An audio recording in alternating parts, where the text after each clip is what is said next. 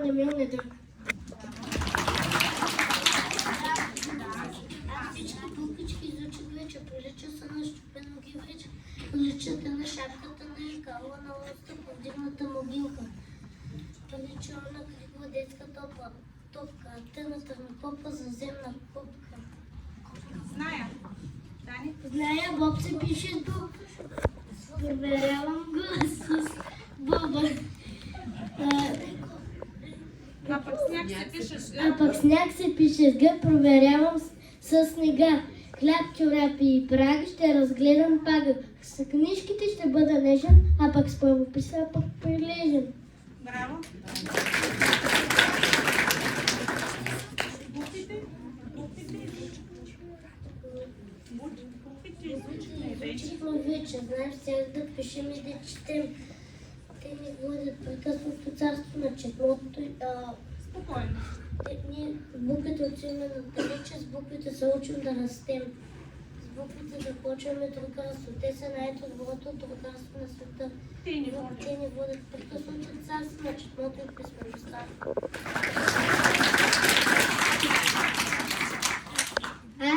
Азбуки 30 знака, който ги изучи, като сключе, веднага ще се получи. Приказно съндъче да отключи. Време е за съндъчето на знанието. Не знае вълче, вие заслужихте да получите ключа от него. И да видим какво има вътре. Ковчета? Добре,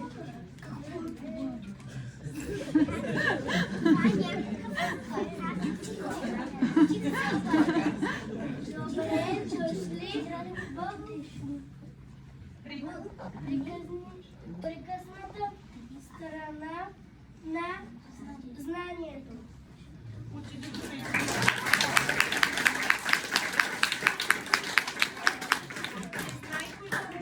Пею на буквите или деца, с вас е толкова интересно.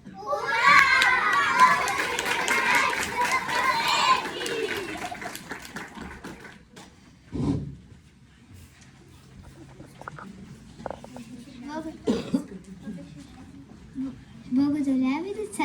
Поздравявам ви горещо. Вие сте научили всичко за мен и моите пазеници букви. Старали сте се, трудили сте се.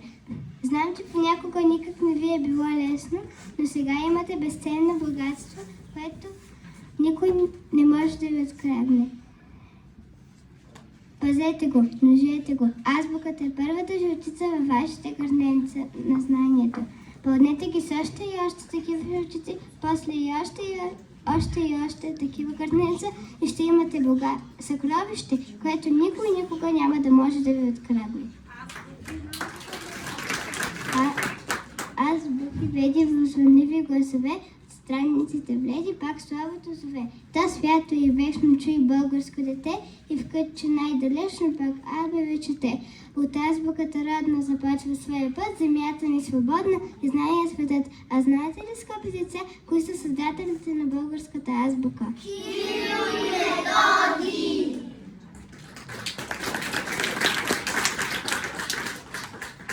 Буквите като дечици течат, скачат и над превара. То се хващат за ръчица, то се крият из буквара. Не играйте днес на жмичка, моя буквички добри. Ще ви събера самичък, ще ви преборя дори. Знаят всички да сте 30. Къне крис? Ма не криси. Елате не отпред, от големия портрет. С вас започват имената на двамина славни брата. Кирил Методий с вас, искам да напиша аз.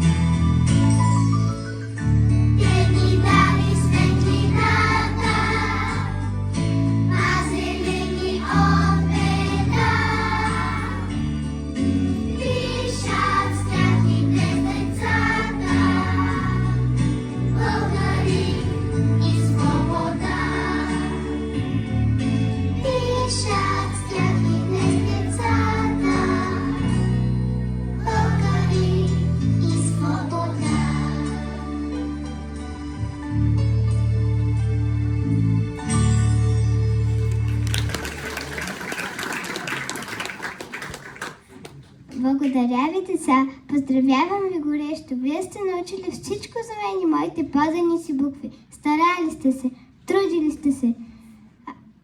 Знам, че понякога никак не ви е било лесно, но сега имате безценно богатство. Пазете го, множете го. Азбуката е първата жълтица във вашите гърненца на знанието. Пълнете ги с още и още такива жълтици, а после още и още такива гърненца и ще имате съкровище, което никой никога няма да може да ви открадне.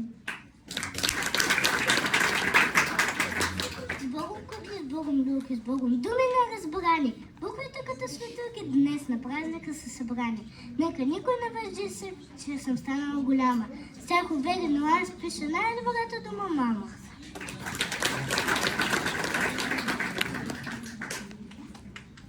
Тачка ви собич голяма, буквички свидни за мен. Давам ви дума, че няма да ви забравя ни ден.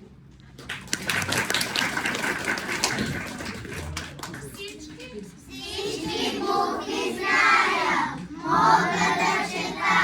Имам си прозорче, свето към света.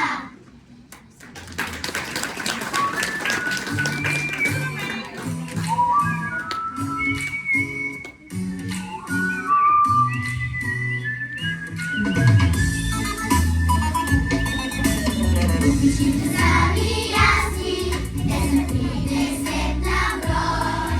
Като всеки първокласник, чувствам се сега герой. Мога да чета и пиша, празник е незабравим. Ако плачета въздиша, трябва да се разделим.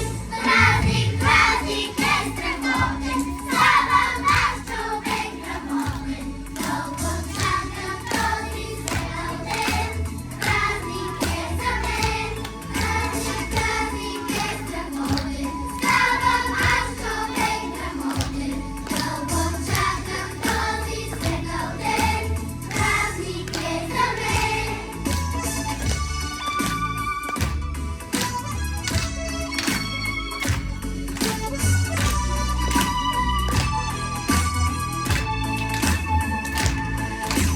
Буквичките са ми ясни, те са 30 на брой. Като всеки първокласник, чувствам се сега герой. Чувствам се добре незнайни, ще откривам нов света. Ще отказвам разни тайни, вече мога да чета. Празник, празник е страхотен, слава наш човек грамотен. Дълго чакам този светъл ден.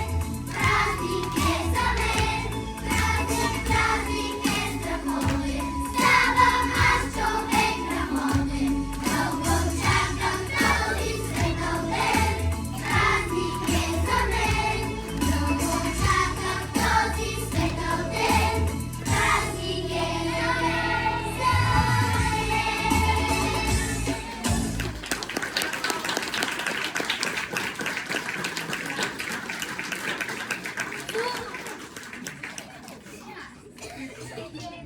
Благодаря ви, деца. Бяхте наистина страхотни. А сега давам думата на госпожа Мариана Стефанова, директор на нашето училище, да ви поздрави и тя